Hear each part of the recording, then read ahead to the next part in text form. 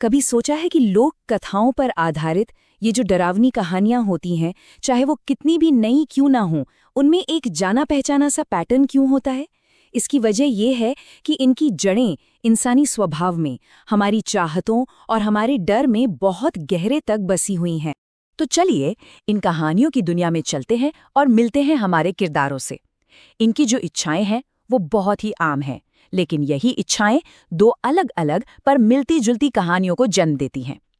एक तरफ तपन का परिवार है जो एक नई शांत जिंदगी की उम्मीद लगाए बैठा है, और दूसरी तरफ है विजय जो बस किसी भी तरह अपनी गरीबी से छुटकारा पाना चाहता है। हम इन कहानियों की बनावट को समझेंगे। इसके लिए हम 5 मुख्य पड़ावों को देखेंगे जो हमें दिखाते हैं कि कैसे डर को परत दर परत बुना जाता है। शुरुआत होगी एक खतरनाक सौदे से, फिर आएंगी अनदेखी चेतावनियां, उसके बाद खूबसूरती का छलावा, फिर मांगी हुई कीमत, और आखिर में वो अंतिम सबक जो ये कहानियां हमें सिखाती हैं।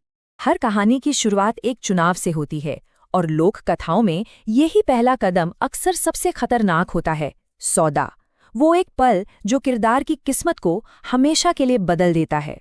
तपन के परिवार के लिए ये सौदा है उस खूबसूरत घर को अपनाना, भले ही मन में एक अजीब सी बेचैनी हो। और विजय के लिए ये सौदा तो बिल्कुल साफ है, एक अनजान ताकत के साथ एक पैक्ट। मतलब दोनों ही मामलों में एक सुनहरा मौका सामने आता है जिसके पीछे एक बहुत बड़ी अलौकिक कीमत छिपी होती है। और ये कहावत डूबते को तिनके का सहारा यहाँ पर बिल्कुल सटीक बैठती है। ये हमें किरदारों की मजबूरी को समझाती है। ये फैसले बेवकूफ़ी भरे नहीं हैं, बल्कि ये हताशा में, मजबूरी में लिए गए फैसले हैं जब कोई और रास्ता दिखाई नहीं देता।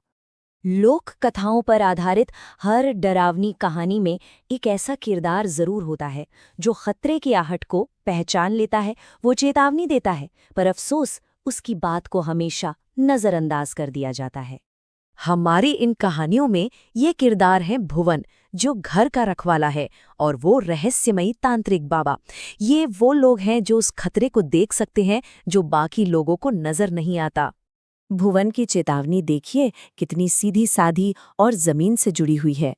ये वहाँ की एक परंपरा है, लेकिन तपन का परिवार इसे बस एक पुराना अंधविश्वास मानकर उस पर ध्यान नहीं देता। वहीं दूसरी तरफ तांत्रिक बाबा की चेतावनी कहीं ज्यादा सीधी और अलौकिक है। वो साफ साफ कहता है कि इसकी कीमत चुकानी होगी।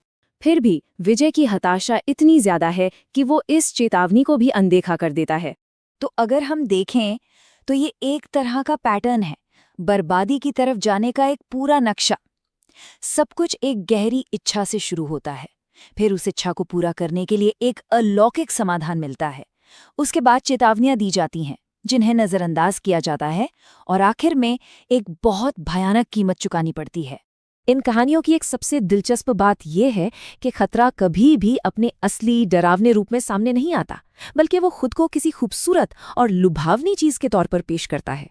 एक तरफ एक मासूम सी दिखने वाली लड़की है, और दूसरी तरफ एक देवी जैसी लगने वाली आत्मा। ये दोनों ही एक छलावा है, एक भ्रम है, जिन्हें किरदारों का भरोसा जीतने और उन्हें अपने जाल में फंसाने के लिए बनाया गया है। यहाँ पर सौदा जबरदस्ती से नहीं, बल्कि फुसला कर किया जाता है। एक खूबसूरत नकाब के पीछे ये ताकतें बस एक छोटी सी चीज मांगती हैं, एक मछली या फिर पूरा समर्पण। लेकिन इन मामूली सी मांगों के पीछे ही उनका असली शिकारी चेहरा छिपा होता है। लेकिन ये खूबसूरती का नकाब हमेशा तो नहीं रह सकता। आखिरकार वो पल आता है जब ये भ्रम टूटता है और सौदे की असली कीमत एक भयानक अंजाम के साथ सामने आती है। मोहिनी के ये शब्द साफ कर देते हैं कि उसका दिया हुआ वरदान कोई तोहफा नहीं था, ये एक सौदा था, एक कॉन्ट्रैक्ट, और इसे तोड़ने की सजा भी तय थी और बहुत भयानक थी। और कीमत कभी भी पैसा नहीं होती। कीमत होती है खुद को खो देना, जैसे सुगंधा अपनी पहचान खो देती है। कीमत होती है अपनों को खो देना, जब विजय अपनी पत्नी के लिए प्यार दिखाकर चुक्ति तोड़ता है। और आखिर में कीमत होती है जान, जो मोहिनी ईर्ष्या में पहले कमला की और फिर विजय की ले लेती है। जब हम इन दोनों अलौकिक ताकतों को साथ में रखकर देखते हैं तो एक बड़ी मजेदार बात पता चलती है। भले ही उनके तरीके अलग अलग हों, पर दोनों एक बहुत ही सरल और भयानक लॉजिक पर काम करती हैं। मेंचो भूत को चलाती है उसकी भूख, जबकि मोहिनी को चलाती है उसकी ईर्ष्या और अपने सौदे की शर्तें। तो आखिर में सवाल ये उठता है कि इन आधुनिक लोक कथाओं से क्या सीखने को मिलता है? आज के समय के लिए इनकी क्या चेतावनी है? सबक बिल्कुल साफ है। ये कहानियां हमें एक तरह से चेतावनी देती हैं कि अपनी इच्छाओं को पूरा करने की धुन में अगर सदियों पुराने ज्ञान और परंपराओं को अनदेखा किया जाए तो उसका अंत बर्बादी ही होता है। ये बताती हैं कि बिना अंजाम सोचे समझे अपनी मनचाही चीज पाने की कीमत बहुत भयानक हो सकती है। और ये हमें एक बहुत बड़े सवाल पर लाकर छोड़ देती हैं कि इन कहानियों में असली राक्षस कौन है? वो अलौकिक शक्ति या फिर इंसान का अपना लालच